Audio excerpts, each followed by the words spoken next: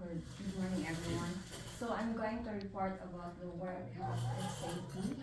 It's actually related to my workplace as well as what are the requirements,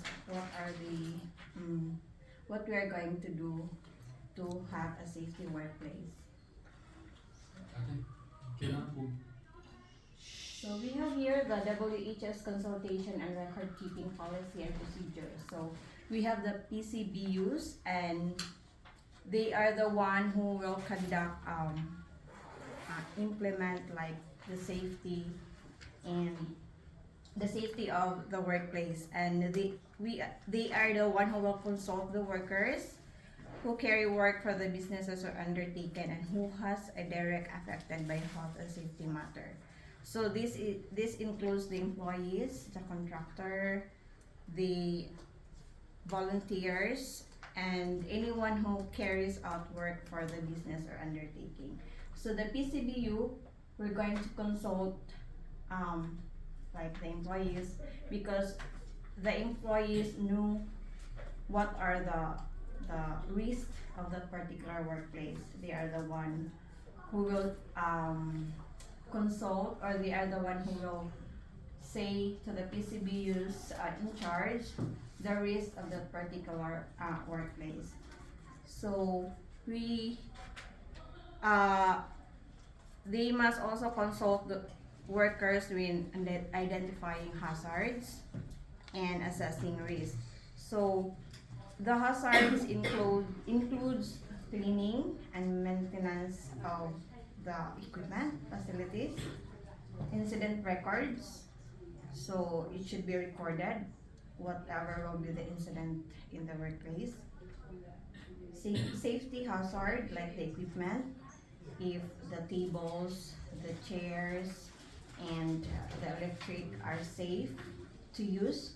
So they're going to assess that one.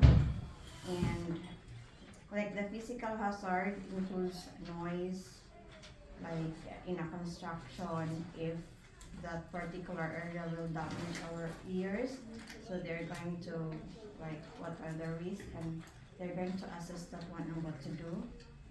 And the chemical hazard, of course, the chemicals that they are going to use, it should be labeled so that they know that these particular chemicals, when and how they're going to use it.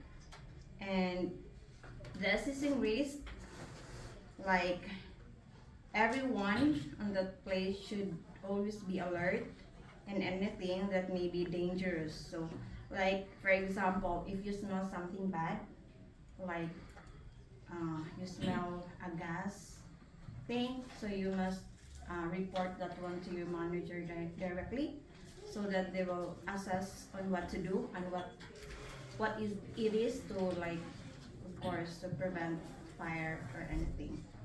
And if also if how serious it is, they are going to find ways how to handle it. And the intentions of these consultations is to prevent accident and identify means of overcoming them. So that is the main intention of this one. And we also have this workers also are the one who decide what are to eliminate or minimize, or how the risk to be minimized. Like for example, if that chair is need to be eliminated in that particular area to the safety uh, of the workers, because they know eventually what is happening to that workplace. So they will tell or consult that one to the PCBUs and tell them what the risk may be possible. And so we have the record keeping time frames. So all of like the incident reports, like the safety hazard equipment, the chemicals that the workplace should be on record.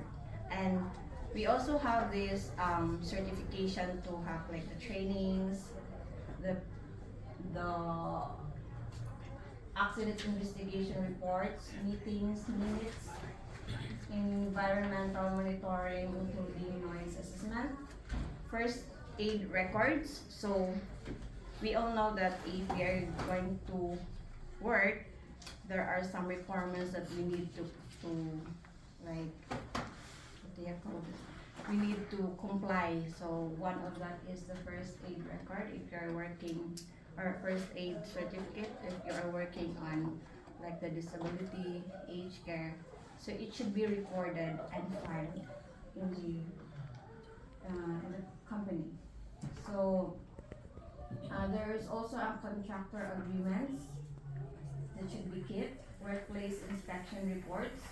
So if you have, I don't know if they're going to inspect once or twice a year in that particular company or workplace, but it should be kept for like future references, or like, so that they're going, they know how to assess or what to assess.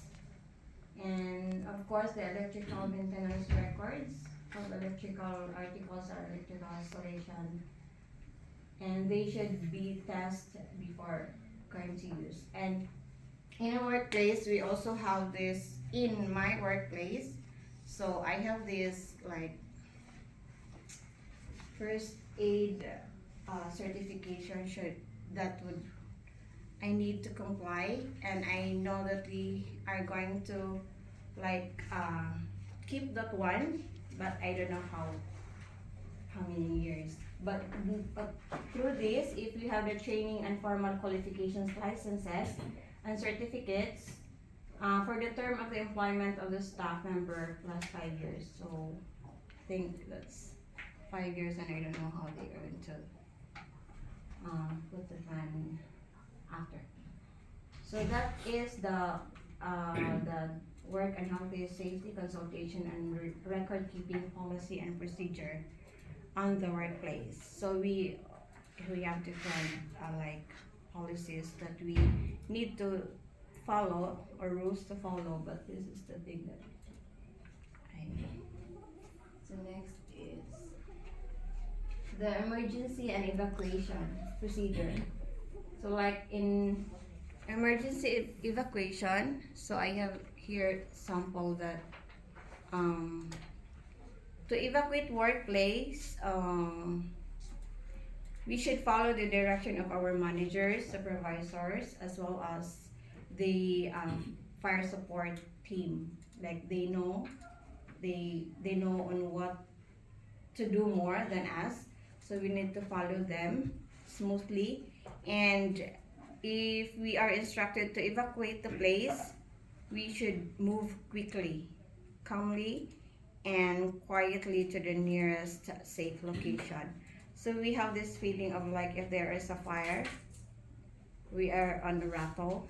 So we run as fast as we can, and we don't actually know what are the best thing to do, so that there's no harm thing or incident. They are not using safety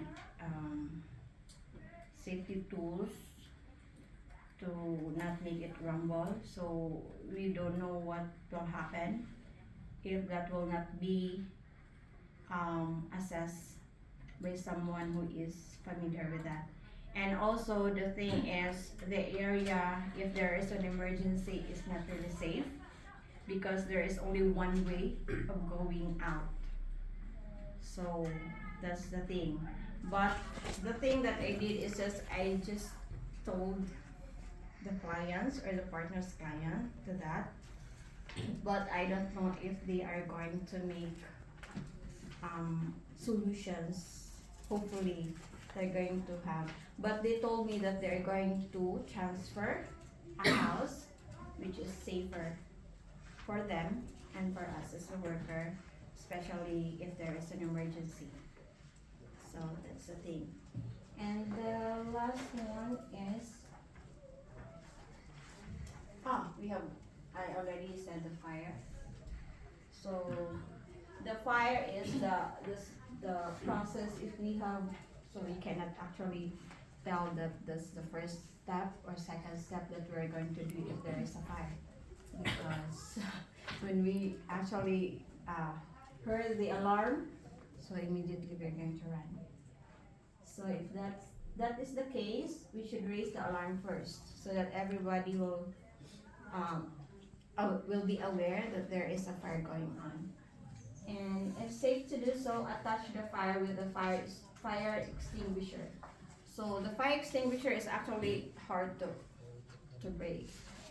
So I think we use the, I don't know what's it called, that one hard thing, just to break the glass for them. But some will put on the like on the corner so you can grab it. It's like So a hammer or a yeah, that's it, the hammer. You can use that one. But if it's only on the side and you can get it, so you can actually pull the fire extinguisher too. But there are a lot of there are kinds of extinguisher for what particular that you're going to use, like in the kitchen. And if it's safe to attack the fire, evacuate the area and follow any other evacuation procedures as outlined. So if really it's really big fire, so we need to call 000. And please notify a manager or supervisor if the fire service has been called. So if any one of us or anyone of you know that there are fire and you call already the 000, and you must also tell your supervisors and managers so that they know that there is someone calling for the 000. So we have the last thing. So demonstration about the mask. So we have different kind of PPE used in our workplace. So we have the mask, the gloves, the whole body, what do you call this one? As well as boots. So in our workplace we use only the mask, but actually from this time we seldom use the mask because some clients don't really want the worker or the carers will using the mask while on their house. Like, yeah, they feel that, oh, we do have this sickness that is very like that. But in using the mask, we have this step. First, put your fingers through the elastic. So I have actually sampled the elastic, like elastic one, and put in the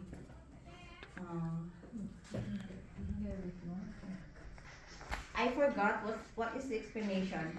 This side has actually a particular explanation if you're going to use this, and this side. I don't know which side that you're going to use if you don't want to be